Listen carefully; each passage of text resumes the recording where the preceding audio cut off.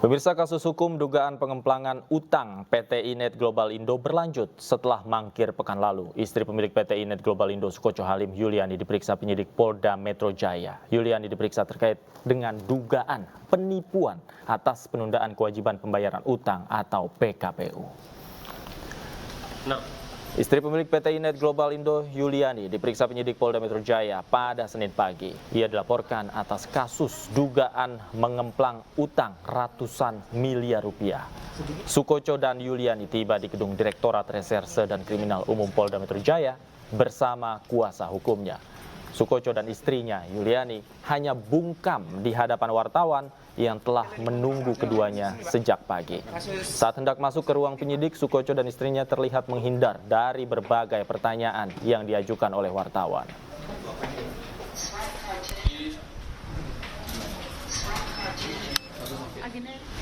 Benar. Pak, sebentar bisa? Oh, sebentar. Sedikit, Bu, mau nanya sedikit, Bu. Apakah hari ini menjalani pemeriksaan terkait kasus perusahaan? Apa ada? Karya sama-sama. Ini ya. Sedikit, Pak. Sini, Pak. Ini menjalani pemeriksaan soal kasus ini, Pak. Kasus perusahaan fiktif, Pak. Bu.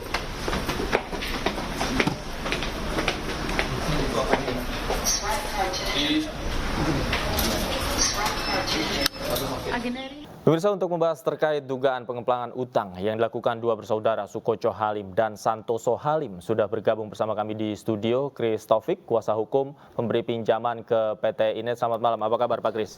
Selamat malam, kabar baik. Kabar baik Pak Kris ya.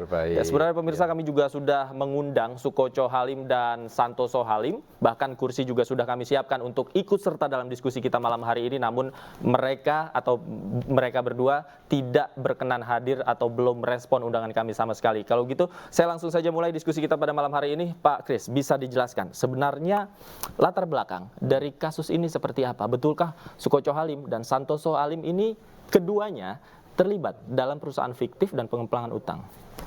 Iya, jadi kan kalau kita lihat berita, dengar berita, ini kan memang ada sosok yang tersangkut beberapa kasus yang bukan seperti yang sudah terbukti melakukan serangkaian perbuatan yang sudah terplanning gitu ya. Ya. Jadi sudah terplanning mulai dari penggelapan tanah dan sebagainya. Nah, tindakan yang terplanning ini juga terjadi di kasus yang sedang kita hadapi sekarang.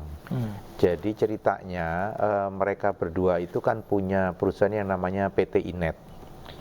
PT Inet ini mengajukan pinjaman ke pihak yang memberikan kuasa kepada kami, gitu. Lalu nggak berapa lama mulai batuk-batuk pembayarannya, ya batuk-batuk lah, nggak lancar. Terus kemudian ada permohonan PKPU. Diajukan oleh dua PT yang namanya PT Global Data Lintas Asia dan Bekasi Power. Kita nggak pernah dengar dua PT ini siapa gitu. Itu hutangnya kurang lebih 7 miliaran gitu untuk yang Global Data Lintas Asia. Sehingga kita cari tahu ini PT ini apa sih, bergerak bidang apa gitu. Kemudian kami tahu, oh ternyata di situ ada nama Sutina, ada nama Sulastri sebagai pemegang saham yang juga kita nggak pernah kenal. Sehingga kita cari tahu lagi, kita selusuri siapakah mereka berdua. Akhirnya sampai ketemu bahwa yang bernama Sutina itu bekerja di sport center namanya Sportopia di daerah Cengkareng. Pusat kebugaran. Pusat kebugaran. Ternyata setelah kita cek, pusat kebugaran merek Sportopia itu miliknya Ibu Yuliani, istrinya salah satu dari dua orang itu. Terus setelah kita cek lebih lanjut lagi, ternyata pusat kebugaran itu juga punya istrinya, gitu, punya Ibu Yuliani. Nah, karena itu kita laporkan. Kenapa ini kita laporkan? Karena PT Global Data Lintas Asia ini adalah orang yang badan hukum yang mengajukan permohonan PKPU terhadap PT Inet. Buat kita pertanyaan besar, kenapa bisa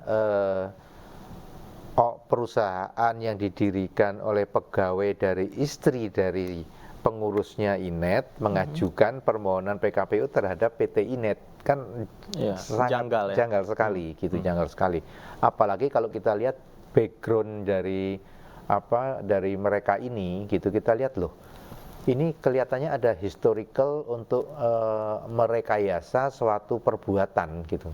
Jadi direkayasa. Makanya terus ada kasus tanah segala itu kan. Ya. Kalau kita lihat ini memang polanya seperti itu gitu. Jadi mereka menciptakan badan hukumnya seolah-olah memberi hutang, tetapi secara historical itu sangat nggak masuk akal. Kenapa? Karena yang namanya Sutinah itu pegawainya Ibu Yuliani dan dia ternyata reception gitu, dengan digaji, dia digaji sebagai reception, tetapi dia bisa mendirikan perusahaan yang bisa memberi pinjaman sebesar 7 miliar.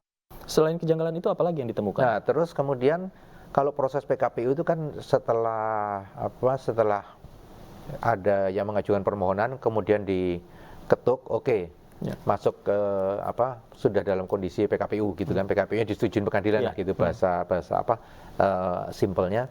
Itu kan terus ada pendaftaran kreditur. Ya. Pendaftaran kreditur itu siapa yang punya tagihan suruh daftar semua. Nanti tujuannya mereka adalah untuk voting. Nah, di sini muncul kejanggalan lagi adalah dari PT-PT yang diajukan itu kita lihat banyak yang dalam tanda kutip fiktif gitu. Nah, PT-PT ini setelah kita lihat lagi di dalamnya juga isinya terhubung dengan mereka semua. Ada yang ibu mertuanya gitu. Ada yang atas nama ibunya, bukan ibu mertua, saya ralat. Atas nama ibunya. Gitu. Kan ada salah satu yang namanya Ibu Erni Sinaga, itu ibunya mereka, ibunya Santoso dan Sukoco. Ada juga dia sebagai pengurus di situ. Terus kemudian ada yang PT alamatnya minjem alamat di tempatnya Ibu Yuliani. Oke, nah kalau dilihat dari konstruksi kasusnya seperti dijelaskan Pak Kris, ini tidak hanya melibatkan Santoso dan Sukoco Halim, namun juga ada pegawainya terlibat, kemudian istrinya. Menurut Anda pentingkah ketika mereka ini ikut diperiksa oleh penyidik? Kalau itu saya pikir gini, tadi statement saya kan menyampaikan bahwa saya melihat ini sangat profesional pemeriksaannya. Oke. Jadi ketika justifikasi profesional Bapak penyidik melihat itu perlu, ya kenapa tidak gitu. Nah, kalau menurut Anda untuk mengurai semua benang kusut ini, dari mana kita bisa masuk ke sana dan dari mana penyidik bisa masuk untuk mengurai ini semua? Kalau penyidik yang selama ini kan kita juga beberapa kali sudah dimintain keterangan ya. Ya. Ya dari fakta-fakta. Oke. Gitu. Jadi kan kita punya dokumen, kita punya bukti-bukti pendukung itu bisa dokumen, bisa perjanjian, bisa macam-macam lah, keterangan dan sebagainya. Yaitu kan fakta-fakta itu. Nah, Pak Kris, terkait dengan modus yang mereka lakukan bertahun-tahun, kemudian juga perusahaan-perusahaan fiktif yang mereka bentuk, adakah indikasi atau ciri khas khusus yang memang bisa diketahui oleh para pebisnis dan mungkin investor yang mungkin untuk kewaspadaan mereka dan juga pendidikan kepada publik, Pak Kris? Kalau saya lihat satu adalah track record ya. Oke. Track record itu perlu menjadi perhatian. Jadi ketika seseorang sudah punya track record seperti ini kan warning. Gitu. Itu yang pertama. Lalu yang kedua, track record itu bukan hanya perusahaannya ya, tetapi pribadinya juga. Dan kinerja keuangan, karena ukuran company kan kinerja keuangan. Jadi apakah track recordnya seperti apa, terus kemudian track record pendirinya seperti apa. Juga untuk perlu diketahui juga, saya pikir untuk melakukan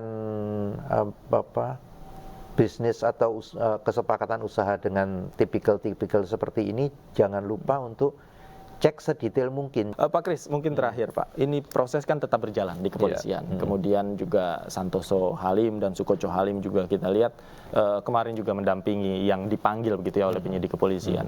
Harapan Anda seperti apa? Harapan saya supaya proses ini berjalan seprofesional mungkin, yang sekarang sudah berjalan gitu ya. Dan pada ujung akhirnya ya yang salah, yang memang salah ya nyatakanlah bersalah gitu. Itu sih harapannya. Kan ujungnya proses itu. Terima kasih Pak Christopik sudah hadir Sama-sama, bersama kami di sama-sama. studio. Sama-sama. Pemirsa, demikian perbincangan saya dengan Pak Christopik, dan namun lagi-lagi saya ingatkan, sayang sekali Sukoco Halim dan juga Santoso Halim tidak hadir dalam sesi ini. Pemirsa, Anyus Malam akan segera kembali usai jeda berikut, tetaplah bersama kami.